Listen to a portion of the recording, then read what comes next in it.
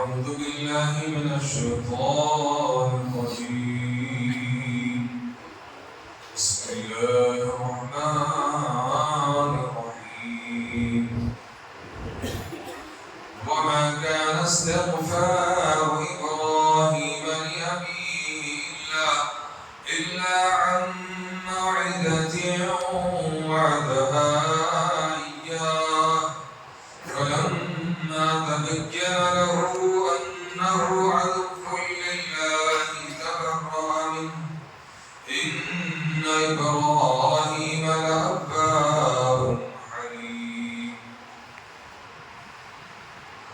صدق الله العظيم. اور ابراہیم کا اپنے باپ کے لیے دعائے مغفرت مانگی تو صرف وعدہ کے سبب سے تھا جو انہوں نے اسے کیا تھا. پھر جب ان پر یہ بات ظاہر ہو گئی کہ وہ اللہ کا دشمن ہے تو وہ اس سے بیزار ہو گئے.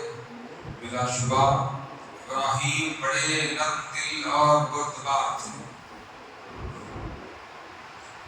حضرت ابراہیم علیہ السلام اپنے باپ کے لیے مغفرت کی دعا کیا کرتے تھے. چنانچہ سورہ شعراء میں ان کی یہ دعا مذکور ہے وَاغْفِرْ لِأَبِي. یہ دیکھ کر بعض صحابہ کرام رضوان اللہ تعالیٰ علیہم اجمعین نے خیال کیا کہ ہم بھی اپنے ماں باپ کے حق میں دعائے مغفرت کریں جو کفر کی حالت میں مر چکے تھے. اس آیت میں سمجھایا کہ حضرت ابراہیم علیہ السلام نے گھر بار چھوڑتے وقت محبت اور خیر خواہی کے جوش میں اپنے باپ سے وعدہ کیا تھا کہ تمہارے حق میں دعا کیا کروں گا.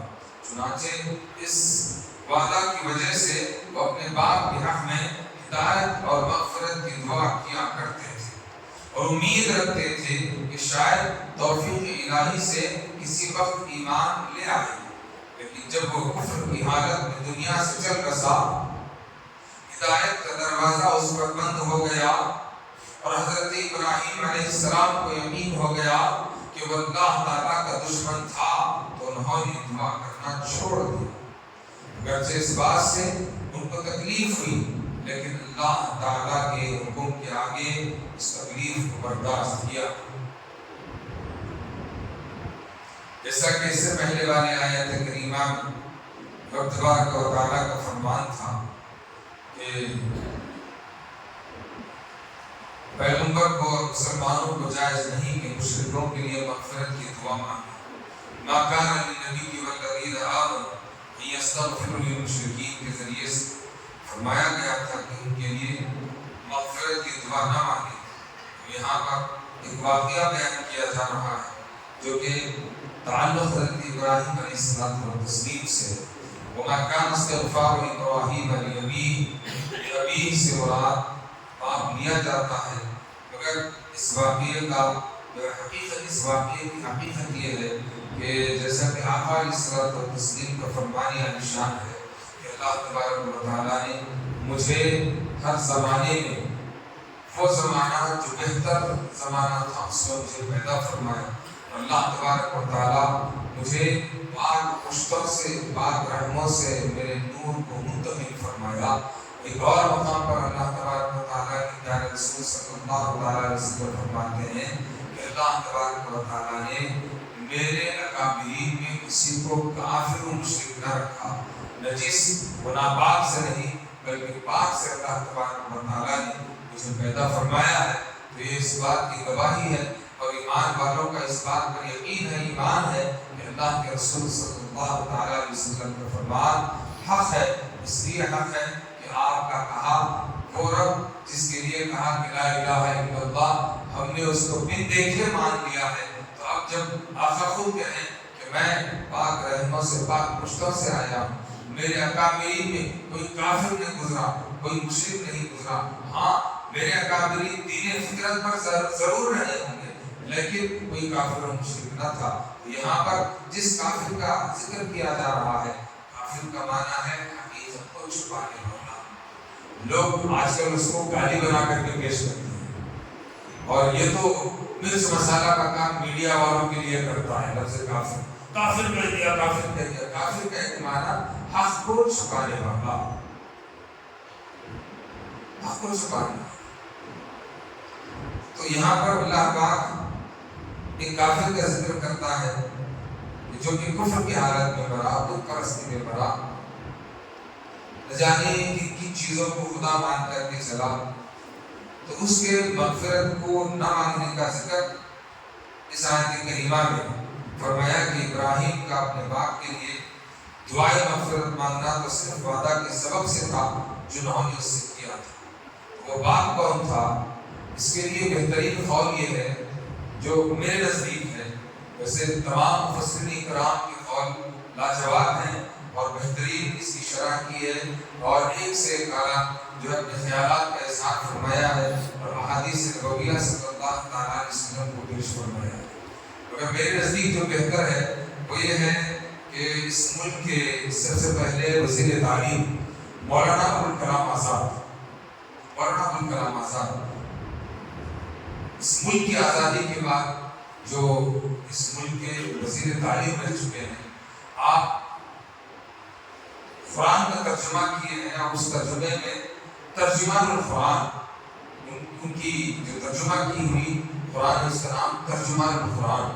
ترجمان القرآن میں اس آیت کی بابت میں آپ فرماتے ہیں کہ ابی سے مراد کیا ہے، جبکہ ابی باپ کو بھی کہا جاتا ہے اور چچا کو بھی کہا جاتا ہے.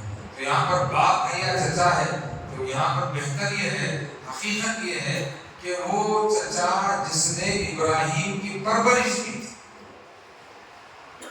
جس نے ابراہیم کی پرورش کی تھی. ہوتا اکثر یہ ہے کہ اگر کسی کے بھائی کا، بڑے بھائی کا یا کسی بھائی کا انتقال ہو جاتا ہے تو اس کا ایک اور بھائی لے کر کے اس کی پرورش کرتا ہے. جب ایک اور بھائی لے کر کے جب اس کی پرورش کرتا ہے تو بچے بڑے ہوتے ہوتے دوسرے بچوں کے ساتھ یہ بچے مل کر جو ہے چچا کو ابا ابا کہنے لگتے ہیں.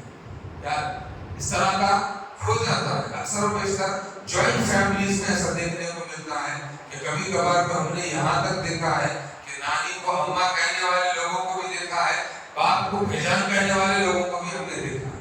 کئی ایسی زندہ مثالیں ہیں کہ وہ معاشرے میں گھل مل جاتے ہیں اور حقیقت اس کے اندر سے رہ جاتی ہے. مگر حقیقت یہ بھی ہے کہ وہ کیا ہے کہ باپ کے درجے میں چچا کا جب مرتبہ ہے تو چچا کو بھی باپ کا درجہ دے کر کے باپ کہا جاتا ہے. تو یہاں پر اسی طرح اشارہ ہے کہ ابی سے مراد حضرت ابراہیم علیہ الصلوۃ والتسلیم کے چچا، جس کا نام آزر تتخذ اصنام آلہۃ، تو آزر تھا. آزر تھا حضرت ابراہیم علیہ السلام کے چچا کا نام آزر تھا اور حضرت ابراہیم علیہ الصلوۃ والتسلیم کے والد محترم کا نام طارق تھا. حضرت طارق کے الف سے طارق تھا. تو آزر کے لیے یہ بات کہی گئی ہے اس لیے کہ حضرت ابراہیم علیہ الصلوۃ والتسلیم کی پرورش، پالنا، پوسنا، پوشن کرنا کس کا تھا؟ ذمہ داری میں آزر کی ذمہ داری میں تھی. تو آپ آزر کی نگرانی میں بڑے ہوئے. جب آپ بڑے ہوئے تو پھر آپ کو یہ بات کی تمنا تھی کہ میرا جو چچا ہے آزر، جسے میں ابا یا با کہہ کر بلاتا ہوں، ابھی کہہ کر بلاتا ہوں، وہ ایمان لائے، وہ اللہ کو مانے، لا الہ الا اللہ. یہ چھوٹے موٹے بتوں کو جو ہے بنا کر کے ان کو خدا ماننا چھوڑ دیں. کہ کئی واقعات حضرت ابراہیم علیہ السلام کو تسلیم کے حیات مبارکہ میں ملتے ہیں کہ وہ بت تلاش کر کے بیچنے کے لیے حضرت ابراہیم کو آزر جب بیچتا تھا مارکیٹ کو، بازار کو، تو آپ کس طرح سے لے جاتے تھے، ان بتوں کی کیا ضرورت ہوتی تھی، وہ واقعات میں مل جاتا ہے. مگر اس کے باوجود حضرت ابراہیم علیہ السلام کی یہ تمنا تھی کہ جس کی پرورش میں بڑا ہوا ہوں، مجھے معرفت خداوندی حاصل ہو گئی ہے. میں نے جان لیا ہے کہ کائنات کے ذرہ ذرہ کو پیدا کرنے والا ایک خدا ہے جو وحدہ لا شریک لہ ہے. میں نے اس کی معرفت کو جان لیا ہے. میں یہ چاہتا ہوں کہ جس کی نگرانی میں بڑا ہوا ہوں وہ بھی اس معرفت کو جان لے، وہ بھی لا الہ الا اللہ ہے. یہ درد تھا، یہ درد تھا کہ آخری وقت تک ایمان نصیب نہیں ہوا، اپنے اپنے نصیبے کی بات ہے، ایمان نصیب نہیں ہوا اور کفر کی حالت میں انتقال ہو گیا، مر گیا، تو اس کے بعد سے حضرت ابراہیم علیہ السلام و تسلیم بھی اس کے حق میں دعا کرنا چھوڑ دیا۔ تو اسی بات کی طرف تذکرہ ہے، جو حالت کفر میں مرتا ہے، حالت شرک میں مرتا ہے، اس کی بخشش و مغفرت نہیں ہو سکتی، اس لیے نہیں ہو سکتی کہ آقا علیہ الصلوۃ والتسلیم نے فرمایا اللہ تبارک و تعالیٰ کو سخت ناپسند اگر کوئی عمل ہے بندے کا تو وہ ہے خدا کی ذات میں شریک کرنا، شرک کرنا، کسی کو خدا مان کر کے پوجنا، اس کی اباسنا کرنا، اس کی آراధنا کرنا، کہنا کہ یہی خدا ہے، کہ ذرے ذرے کو پیدا کرنے والا وہ خدا ہے جو کسی آکار کا محتاج نہیں ہے، وہ نراکار ہے، اس کا کوئی آکار نہیں ہے۔ تو وہ نراکار خدا اس بات کو قطعی پسند نہیں کرتا، جس کی ذات لامحدود ہے، جس کی کوئی شکل و صورت نہیں ہے، وہ ہر صورت ہر شکل سے پاک ہے، وہ سنتا ہے مگر ہم جیسے کان نہیں رکھتا، وہ دیکھتا ہے مگر ہم جیسی آنکھ نہیں رکھتا، وہ بولتا ہے ہم جیسے زبان نہیں رکھتا، مگر ہم اگر اس کو کوئی شکل و صورت دے دیں تو کیا ہو جائے گی؟ قید ہو جائے گی۔ آپ کی شکل و صورت آ گئی، آپ قید ہوگی، آپ کی شکل و صورت آ گئی، آپ قید ہوگی۔ خدا کی ذات لامحدود ہے، اس کو قید نہیں کیا جا سکتا، اور جو قید ہو جائے وہ خدا ہو نہیں سکتا، جو ہاتھ میں آ جائے وہ خدا نہیں ہو سکتا، جس کو ہم خود بنائے وہ خدا نہیں ہو سکتا، جو ہاتھ میں آ جائے خدا نہیں ہو سکتا، جو سمجھ میں آ جائے وہ بھی خدا نہیں ہو سکتا، جو سمجھ سے اعلیٰ و بالا ہو وہ خدا، جو دل میں تو آئے سمجھ میں نہیں آئے، اس کی قدرت کیا ہے؟ دیکھتے جاؤ اور تحقیق، دنیا تحقیق پہ تحقیق کر رہی ہے، مگر آج تک خدا کی قدرت کو کامل طور پر دنیا سمجھ نہیں سکی۔ وہ خدا کی ذات، وہ خدا کی ذات کو پسند یہ ہے کہ اس کا بندہ اس کا ہو کر کے رہے، اس کا بندہ اس کا ہو کر کے رہے۔ جب بندہ اس کا ہو کر کے اس کو پکارتا ہے تو اللہ تبارک و تعالیٰ اس کی پکارنے کو سنتا بھی ہے، اس کی دعاؤں کو قبول بھی فرماتا ہے۔ اللہ تبارک و تعالیٰ سے دعا ہے اللہ تبارک و تعالیٰ ہمارے کہنے سننے سے زیادہ عمل کرنے کی توفیق عطا فرمائے۔